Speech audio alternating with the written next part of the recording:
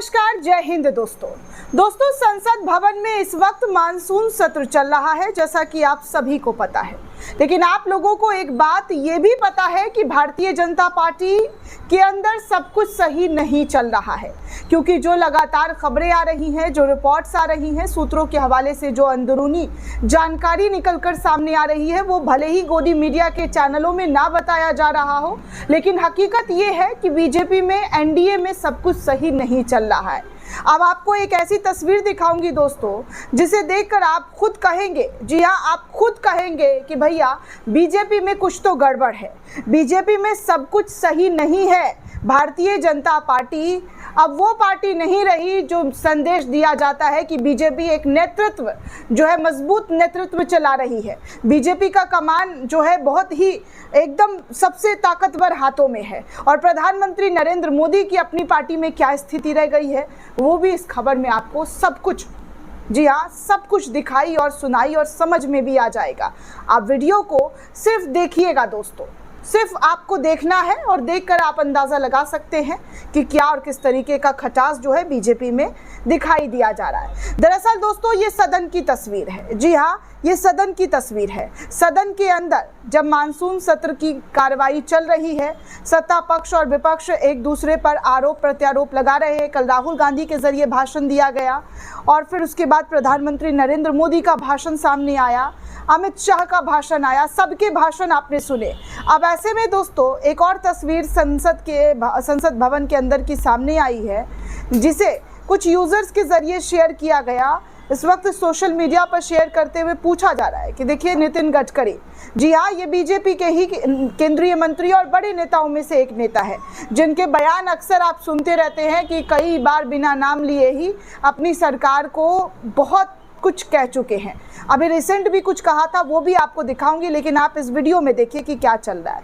दरअसल इस वीडियो में आप साफ तौर पर देख सकते हैं कि प्रधानमंत्री नरेंद्र मोदी से बीजेपी के तमाम नेता आकर मिलते हुए दिखाई दे रहे हैं, जहां पर राजनाथ सिंह दिखाई दे रहे हैं, अमित शाह पीछे पीछे नजर आ रहे हैं, जयशंकर उनसे मिल रहे हैं, और तो और किरण रिजिजू, तमाम जो नेता है, पीयूष गोयल, ये सब कोई मोदी के आगे पीछे उनका अभिवादन करते हुए नजर आ रहे हैं। लेकिन एक ऐसे नेता है जो हाथ बांधे खड़े हुए हैं, एकदम किनारे कॉर्नर में खड़े हुए हैं, मोदी जी से जाकर मिल नहीं रहे।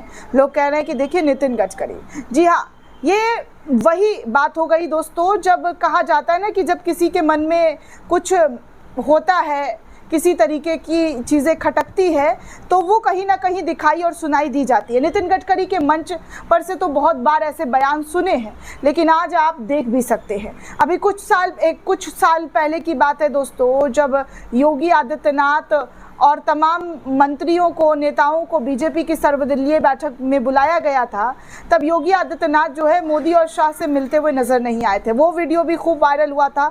अखिलेश यादव ने भी कई सारे सवाल किए थे कि देखिए हालत ये हो गया है कि योगी जी मोदी और अमित शाह को कुछ समझते नहीं हैं, क्योंकि सब आकर के योगी आदित्यनाथ जो है राजनाथ सिंह से मिल रहे थे, सबसे मिल रहे थे, लेकिन प्रधानमंत्री नरेंद्र मोदी से नहीं मिले। तब खूब जो है विपक्ष के नेताओं के जरिए ऐसे सवाल दागे गए। अब वही हाल नितिन गडकरी का है दोस्तों। नितिन गडकरी सब मोदी जी से आकर मिल रहे हैं, लेकिन नितिन गडकरी उन्हें नज़रअंदाज करते हुए दिखाई दे रहे हैं। नितिन गडकरी उनके इर्द गिर्द उनसे हाथ तक मिलाते हुए नजर नहीं आ रहे हैं।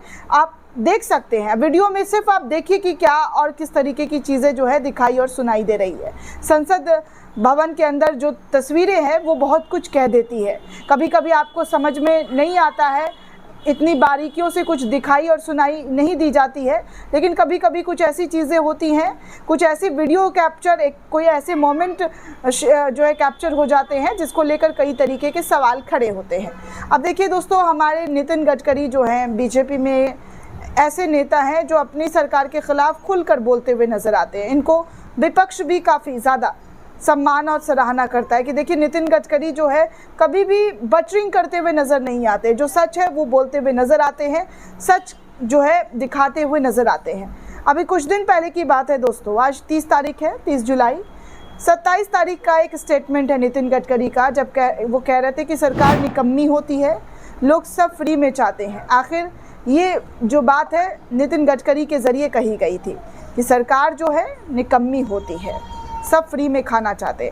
दरअसल केंद्रीय सड़क परिवहन और राजमार्ग मंत्री नितिन गडकरी ने शनिवार को सार्वजनिक रूप से सरकारी व्यवस्थाओं को अप्रभावी और निकम्मा करार दे दिया था। अब आप सोच सकते हैं कि सरकार किसकी है। इससे पहले भी कई बयान जो है नितिन गडकरी के जरिए दिया गया कि हर किसी को जो है चाहत होती है, मंत्री चाहता है सीएम बनना, सीएम चाहते हैं प्रधानमंत्री बनना, हर कोई अपनी अपनी चाहत लेकर घूमता रहता है और कब किसको निकाल दिया जाए ये भी डर बना रहता है। अब ऐसे में ये अपनी सरकार को निकम्मा करार देते हुए शायद यही कह रहे हैं, क्योंकि ना कांग्रेस की सरकार है ना ही किसी विपक्ष के नेता की, तो ये कह रहे हैं कि सरकार निकम्मी होती है।